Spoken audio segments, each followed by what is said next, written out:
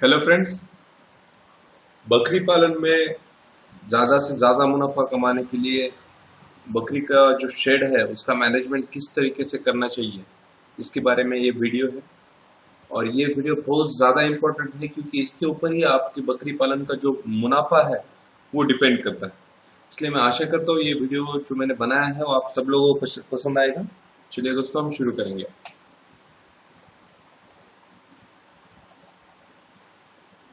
तो सबसे पहले बकरी पालन के लिए शेड का जो मैनेजमेंट हो है वो क्यों इम्पोर्टेंट है, इसके बारे में आपको मैं बताऊंगा। तो जो मेन पॉइंट है वो है कि टू कीप गोट हेल्दी, यानी जो आपकी बकरी है उसको अच्छी तरीके से हेल्दी रखने के लिए आपको आपके शेड का मैनेजमेंट करना बहुत ज़्यादा इम्पोर्टेंट है। उसके बाद आता है, अगर आपका शेड का मैनेजमेंट प्रॉपर होगा तो आपका जो मेडिकल एक्सपेंडिचर है वो भी काफ़ी हद तक कम हो जाएगा। तो आपका प्रॉफिट जो है वो भी इनडायरेक्टली बढ़ जाएगा। उसके बाद जो आता है कि आपका शेड का जो मैनेजमेंट है वो इसलिए इम्पोर्टेंट है ताकि आपकी बकरियों का और उनको होने वाले बच्चों का जो वेट है वो एक प्रॉपर तरीके से बढ़े, यानी कम ज़्यादा ना हो। इसलिए भी आपका बकरी पालन का शेड का जो मैनेजमेंट है वो बहुत ज़्यादा इम्पोर्टेंट है। उसके बाद आता है कि जो सपोर्टिंग बिजनेस आप उसके साथ करने वाले हो, यानी बकरी पालन करते वक्त हम उसके साथ बहुत सारे सपोर्टिंग बिजनेस कर सकते हैं। तो अगर आपका शेड का मैनेजमेंट अगर प्रॉपर होगा, जो शेड का मतलब जहाँ पे आप आपकी बकरियां रखने वाले हो उस जगह का अगर मैनेजमेंट आपका प्रॉपर होगा तो आपका जो सपोर्टिंग बिजनेस है उसमें भी आपको काफी हद तक बहुत ज्यादा मुनाफा मिल सकता है। उसके बाद आता है टू इंक्रीज द प्रॉफिट। तो इसका मतलब है कि अगर आप आपके शेड का जो बकरी पालन के लिए जो आपने शेड खड़ा किया है उसका अगर एक प्रॉपर वे में उसका मैनेजमेंट करेंगे, प्रॉपर मैनेजमेंट से उसका यूज करेंगे, तो आपका जो बाकी का प्रॉफिट जो यानी साइड बिजनेस से जो आने वाला प्रॉफिट है या सपोर्टिंग बिजनेस से आने वाला जो प्रॉफिट है वो भी उसमें बढ़ सकता है। तो इसलिए सबसे पहले मैं ये कहना चाहता हूँ कि अगर आपको बकरी पालन करना है तो बकरी पालन में जहाँ पे आप बकरी रखने वाले हो उस शेड का जो मैनेजमेंट है वो बहुत बहुत बहुत ज्यादा इम्पोर्टेंट है। तो उसके बाद जो ठीक है, अभी मैं ये कह रहा हूँ कि आपके शेड का मैनेजमेंट इंपॉर्टेंट है, लेकिन किस चीज में आपको आपके शेड का मैनेजमेंट करना है, यानी किस चीज को ध्यान में रख के आपको आपके शेड का जो है मैनेजमेंट करना है। तो सबसे पहले जो पॉइंट्स है उसके बारे में मैं आपको बोलता हूँ। तो सबसे पहला पॉइंट आता है कि क्लीनलीनेस। आप अपना आपका जो शेड है वो कितना साफ सुथरा रखते हो, इसके ऊपर आपका ये भी एक मैनेजमेंट का पार्ट है। उसके बाद आप फूड ट्रेज, मतलब जहाँ पे आप बकरियों को खाना डालते हो, यानी बकरियों का जो भी खाने के लिए आप जो चीज जिस ट्रे में डालते हो वो फूड ट्रे का मैनेजमेंट आप किस तरह से करते हो, ये भी बहुत ज्यादा इंपॉर्टेंट है। उसके बाद आता है वाटर, यानी पानी पानी का मैनेजमेंट भी आपके शेड के मैनेजमेंट में ही इंक्लूडेड है। उसके बाद आता है मैनेजमेंट ऑफ गोड्स, उसके यानी जो बकरियां है उसको आप किस तरह से उनका भी नियोजन करते हो, ये उसके बाद आता है। उसके बाद आता है बकरियों के बच्चे जो है उसका किस तरह से आप मैनेजमेंट करते हो। उसके बाद आते हैं जो प्रेग्नेंट गोड्स है उनके लिए आप किस तरह से आपका एक सेपरेट मैनेजमेंट आप कर सकते हो। उसके बाद आता है मेल गोट्स का आप किस तरह से ध्यान रख सकते हो। और उसके बाद आता है जो मेटिंग के लिए मेल गोट आप यूज कर रहे हो, तो उस मेटिंग वाले मेल गोट जो है उसका आप किस तरह से ध्यान रखते हैं। तो ये जो सारे पॉइंट्स है ये आते हैं आपके बकरी पालन का शेड के मैनेजमेंट में। यानी बकरी पालन का शेड मतलब मैं फिर से आपको बोलना चाहता हूँ, जहाँ पे आप जिस जगह पे आप आपकी बकरियां रखने वाले हो उस जगह का आप किस तरह से मैनेजमेंट कर सकते हो, कितने भागों में आप उसको बांट के उसका अलग अलग टाइप से उसका एक शेड्यूल बना सकते हो। इसके बारे में मैं आपको अभी अभी आगे जाने वाला हूँ। तो अभी यहाँ पे भी जो मैंने आपको पॉइंट्स बताए हैं कि cleanliness, food trace, water, management of goats, management of kids, बाद में management of pregnant goats, management of male goats, और उसके बाद management of goat use for mating. तो अभी हम हर एक पॉइंट एक डिटेल में डिस्कस करेंगे। तो सबसे पहले आता है क्लीनलीनेस, यानी आप जहाँ पे आपकी बकरियां रखने वाले हो उस जगह का साफ सुथरा होना, और वो साफ सुथरा जो आप उस जगह को रखने वाले हो कैसा रखना है। तो सबसे पहले शेड का क्लीनिंग, यानी जहाँ जो आपकी बकरियां रखने के लिए जो आपने शेड बनाया है उसका क्लीनिंग, वो ये जो क्लीनिंग है ये एक दिन में कम से कम 3 बार होना चाहिए, यानी सुबह में, दोपहर में और शाम में, ऐसा 3 बार तो कम से कम एक दिन में आपका शेड जो है बकरी का वो क्लीन होना चाहिए। अभी अगर आप ये प्रॉपरली नहीं कर पाते हो, क्योंकि अगर सपोज आपका शेड यानी जो बकरियों का शेड है वो बहुत ज्यादा, यानी बकरी की जो क्वांटिटी है वो बहुत ज्यादा है, तो आपको जब आप शेड के लिए डिजाइन कर रहे हो तभी ऐसा शेड बनाइए, यानी जमीन से 5 फीट ऊपर पे शेड बनाइए, ताकि जो भी बकरियां गंदगी करे वो सारी की सारी गंदगी नीचे गिरे डायरेक्टली, ताकि आपका शेड जो है वो साफ सुथरा रखने में ज्यादा कठिनाइयां ना हो।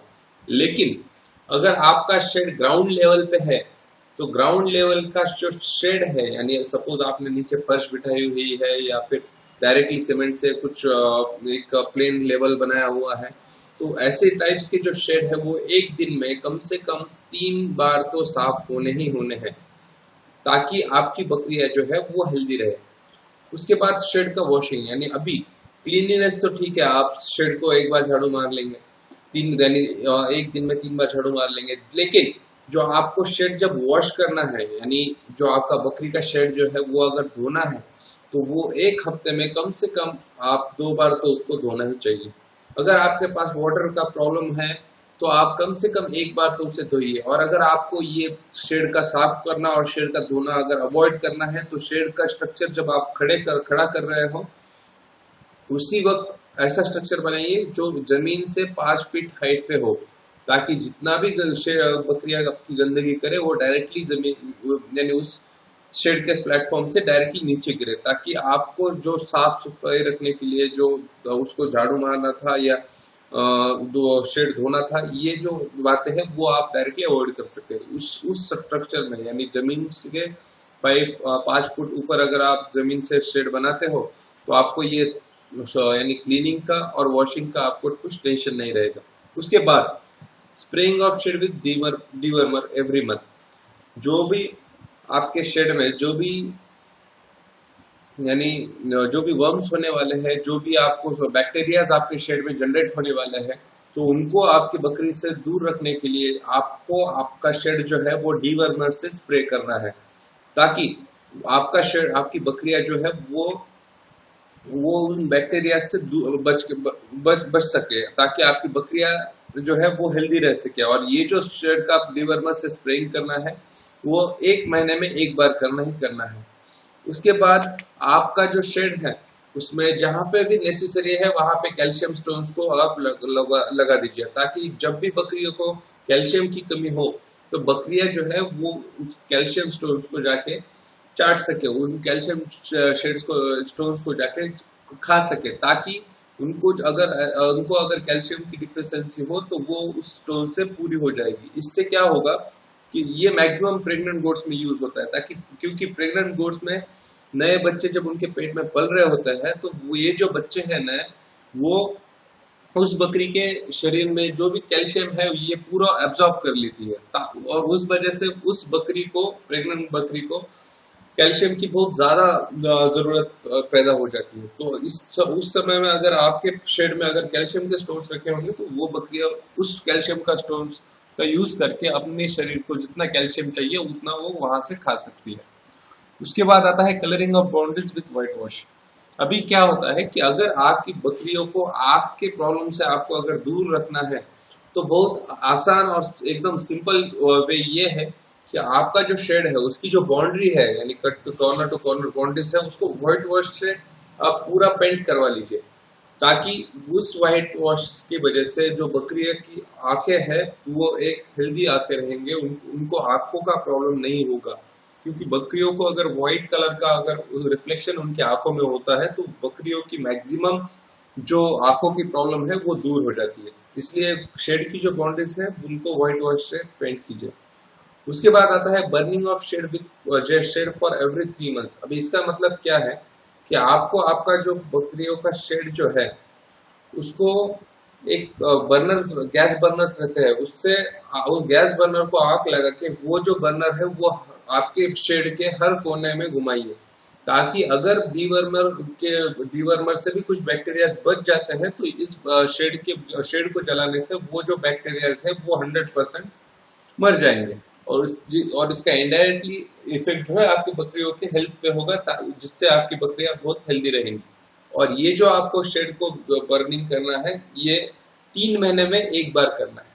ये हो गई शेड की क्लीनलीनेस, यानी शेड को अगर साफ सुथरा रखना है तो ये जो स्टेप्स है ये आपको फॉलो करने पड़ेंगे, ताकि आप आपकी बकरियों का जो शेड है वो एक साफ सुथरा रख सके। उसके बाद आता है फूड ट्रेस।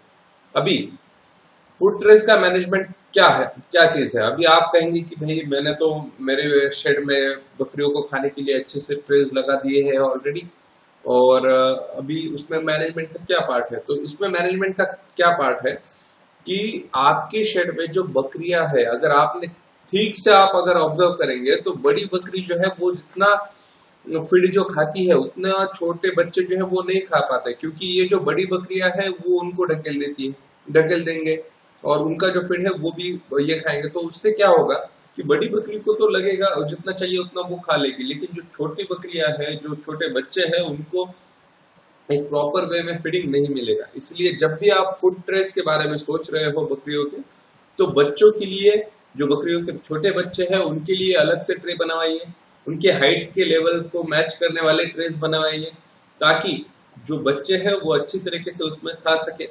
उसके बाद जो बकरियां है, जो बकरियां है, उन बकरियों के लिए भी एक अलग से फूड ट्रे बनाइए, ताकि जो बकरियां है वो उसमें खा सके। उसके बाद आते हैं मेल गोट्स।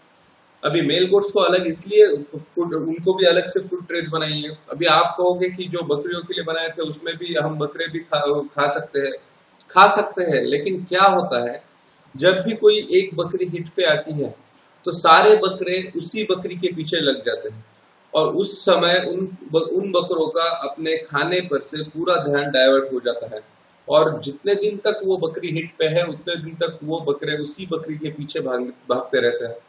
इससे जो सपोज अभी एक बकरी 2-3 दिन हिट पे है, तो वो बकरे 2-3 दिन कुछ खाएंगे नहीं, और अगर वो कुछ नहीं खाएंगे तो उनका उसका इनडायरेक्ट इफेक्ट जो है वो आपके बकरों के वेट पे होगा, और अगर बकरों का वेट कम होगा तो आपको इनडायरेक्टली लॉस ही हो रहा है। तो ये अवॉइड करने के लिए जितने भी आपके पास बकरे हैं उन बकरों के लिए अलग से फूड ट्रेस बनाइए, और जितने भी आपके पास बकरियां हैं उनके लिए अलग से फूड ट्रेस बनाइए।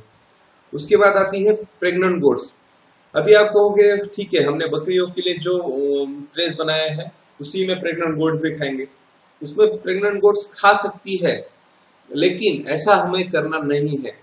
अभी ऐसा क्यों नहीं करना है, क्योंकि जब प्रेग्नेंट गोट्स उसमें खा रही होगी और उसी वक्त अगर आपकी किसी बकरी ने उसको कुछ धक्का मार दिया, तो वो जो आपकी प्रेग्नेंट गोट है वो उसका अबॉर्शन हो सकता है उस धक्के की वजह से, और अगर उस प्रेग्नेंट गोट का अबॉर्शन हो जाता है तो आपका ही ये लॉस है। तो इसको अवॉइड करने के लिए आपको प्रेग्नेंट गोट्स के लिए भी एक अलग से फूड ट्रे बनाना पड़ेगा। तो इस हिसाब से आपका फूड ट्रेस का मैनेजमेंट आपके शेड में बहुत ज्यादा इंपॉर्टेंट है, क्योंकि इसके ड्रॉबैक भी मैंने आपको बताया। अगर आप बच्चों के लिए फूड ट्रे अलग नहीं बनाओगे तो उनको खाने के लिए जितना चाहिए उतना वो नहीं खा सकेंगे, क्योंकि उनको बड़ी बकरियां खाने नहीं देंगी। बकरियों को अलग से करना पड़ेगा, मेल गोट्स को अलग से करना पड़ेगा, और प्रेग्नेंट गोट्स को भी अलग से करना पड़ेगा, ताकि आपकी प्रेग्नेंट गोट्स जो है वो 100% सेफ रहे, और जितने भी उनको बच्चे हो वो सारे के सारे एकदम हेल्दी पैदा हो। उसके बाद आता है पानी का मैनेजमेंट। ये भी आपके शेड के मैनेजमेंट में ही इंक्लूडेड है। जब भी आपको आपके शेड का मैनेजमेंट करना है तब आपको जो है वो पानी का मैनेजमेंट भी उसी के अंदर करना है। तो सबसे पहले आता है क्लीन वाटर, यानी जो भी पानी आप आपकी बकरियों को देने वाले हो वो सबसे ज्यादा इम्पोर्टेंट है कि वो बहुत अच्छा हो, वो बहुत साफ सुथरा हो, वो बैक्टीरिया से पूरी तरह से दूर, उसमें बैक्टीरिया कुछ भी ना हो, ताकि जो जो पानी बकरियां पी रही है उससे उनको कुछ प्रॉब्लम ना हो। दूसरा, टेम्परेचर ऑफ वाटर। अभी ये भी चीज इंपॉर्टेंट है। अभी आप कहोगे कि हाँ पानी का तो टेम्परेचर, क्या उसमें टेम्परेचर थोड़ी इनके पानी पिलाते हैं हम बकरियों को, ऐसा थोड़ी होगा। मुझे सिर्फ एक कहना है कि जिस टेम्परेचर का, यानी नॉर्मल टेम्परेचर में अगर आप बकरियों को पानी पिला रहे हो तो वही टेम्परेचर आप विंटर में भी रखिए, और वही टेम्परेचर आप समर में भी रखिए, वही टेम्परेचर आप ये बारिश में भी रखिए। अगर आप ठंड के मौसम में बहुत ठंडा पानी अगर बकरियों को पिला रहे हो, गर्मी के मौसम में अगर उनको गर्म पानी पिला रहे हो, और बारिश के मौसम में जैसे मिलता है उस तरह से पानी अगर आप उनको पिला रहे हो, तो इसका भी उस बकरी पे साइड इफेक्ट होता है। ये बहुत धीरे धीरे होता है लेकिन 100% होता है, और इसी की वजह से आपकी बकरियां जो है वो बीमार गिरना शुरू हो जाती है। इसीलिए आप जब भी आप आपके शेड के में पानी के बारे में सोच रहे हो, तो उसके मैनेजमेंट में रखते वक्त आपको ये ध्यान में रखना है कि उस पानी का टेम्परेचर सेम हो, वो जो भी पानी आप आपकी बकरियों को दे रहे हो वो एकदम साफ सुथरा हो, उसमें किसी भी प्रकार का बैक्टीरिया या किसी भी प्रकार के वायरसेस ना हो। दूसरा आता है वॉशिंग ऑफ वाटर पॉट्स, यानी जहां पे आप बकरियों को पानी पिला रहे हो, अगर आपने कुछ बर्तन किए हुए हैं या आपको कुछ अलग फैसिलिटी आपने पानी पिलाने के लिए की हुई हो, तो वो हर रोज आपको धोना है। अगर आपने किसी बर्तन में आपको यानी सपोज किसी अगर एक बड़े से यानी बर्तन में आपने बकरियों को पानी पीने के लिए रखे हैं, सपोज आपने आपके शेड में 10 बर्तन रखे हुए हैं, तो ये 10 के 10 बर्तन आपको दिन में 2 बार तो कम से कम धोना है, और उसमें 2 बार कम से कम पानी जो है वो नया डालना है।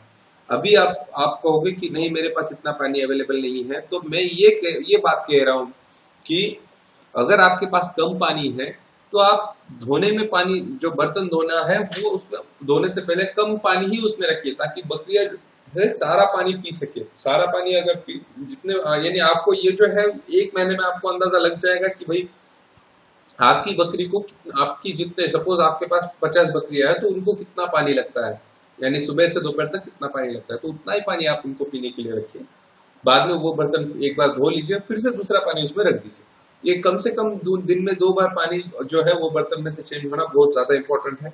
उसके बाद आता है अगर समर सीजन है, यानी अगर आप गर्मियों के दिनों में, आपको ये बहुत ज्यादा इंपॉर्टेंट है कि अगर आपके पास कुछ बच्चे हैं तो उनको पानी थ्रू, तो उनके लिए जो आप पानी पीने के लिए आप उनको रख रहे हो, तो उस पानी में आपको ग्लूकोज डालना है, ताकि उन बच्चों को गर्मी की वजह से डिहाइड्रेशन का सामना ना करना पड़े। अगर उनका डिहाइड्रेशन नहीं होगा तो वो दूध पीते वक्त बहुत अच्छा तरीके से दूध पिएंगे, और उनकी ग्रोथ जो है वो भी अच्छी रहेगी, और बच्चे जो है वो उनका जो मरने का जो प्रमाण है वो भी बहुत काफी अच्छे मात्रा में कम हो जाएगा। और उसके बाद आता है कि केयरफुल अबाउट क्लीन वाटर, यानी मैं पहले ही बोल चुका हूँ कि सबसे ज्यादा इंपॉर्टेंट है कि आपको आपकी बकरियों को जो पानी दे रहे हो पीने के लिए, वो एक तो उसका टेम्परेचर हर मौसम में सेम हो, और जो पानी आप दे रहे हो वो एक साफ सुथरा पानी हो। और सबसे ज्यादा इंपॉर्टेंट आता है management of goats, management of kids, management of pregnant goats, management of male goat, और management of male goat which is used for mating. तो इसका मतलब है जो आप अभी, ये हो गया शेड का मैनेजमेंट, और शेड के मैनेजमेंट में ही जो बकरियां हैं उनका मैनेजमेंट किस तरह से करें, जो बच्चे हैं बकरियों के उनका मैनेजमेंट किस तरह से करें, जो प्रेग्नेंट गोट्स है उनके लिए किस तरह से आपको शेड का मैनेजमेंट करना है, जो मेल गोट है उनके लिए आपको शेड का मैनेजमेंट किस तरह से करना है, और जो मेल गोट आपके बकरियों को मेटिंग के लिए यूज करने वाले हो तो उसका मैनेजमेंट किस तरह से करना है, ये भी शेड का मैनेजमेंट में आता है। इस वीडियो में मैंने आपको बेसिक शेड के मैनेजमेंट के बारे में तो आइडिया दे दी है। ये जो मैनेजमेंट के पार्ट है इनके लिए मेरा एक सेपरेट, ये हर एक यानी मैनेजमेंट ऑफ गोट यानी बकरियों के मैनेजमेंट के लिए मेरा एक सेपरेट वीडियो है। मैनेजमेंट ऑफ किड्स यानी बकरियों के जो भी बच्चे हैं उनका किस तरह से आपको मैनेजमेंट करना है उसके बारे में भी मेरा एक सेपरेट वीडियो है। प्रेग्नेंट गोट्स के मैनेजमेंट के बारे में भी मेरा एक सेपरेट वीडियो है। मेल गोट के बारे में भी आपको मेरा एक सेपरेट वीडियो है, और मेटिंग के लिए जो मेल गोट आप यूज कर रहे हो उसका मैनेजमेंट किस तरह से करें इसके लिए भी मेरा एक सेपरेट वीडियो है। तो इन चीजों के बारे में जो जानकारी है वो जो जानकारी है वो आपको उस वीडियो थ्रू मिल जाएगी। लेकिन जो बाकी जो शेड के मैनेजमेंट के लिए जो इम्पोर्टेंट था वो मैंने इस वीडियो में ऑलरेडी आपको बता दिया है। तो आप देखिए आप कितने उसमें आप यानी इसमें आप किस तरह से आप जो मैंने जितने चीजें बताई वो आप कर सकते हो। अगर आपको ये वीडियो पसंद आया हो तो लाइक कीजिए, आपके व्हाट्सएप ग्रुप पे शेयर कीजिए, और इसी वीडियो के डिस्क्रिप्शन बॉक्स में मैंने मेरा व्हाट्सएप ग्रुप का लिंक शेयर किया हुआ है, और मैंने मेरे फेसबुक पेज का भी लिंक शेयर किया हुआ है। मेरा फेसबुक पेज लाइक कीजिए और व्हाट्सएप ग्रुप ज्वाइन कीजिए। अगर व्हाट्सएप ग्रुप फुल है तो मुझे डायरेक्टली मेरे व्हाट्सएप नंबर पे मैसेज कीजिए, मैं आपको मेरे व्हाट्सएप ग्रुप में ऐड कर दूंगा।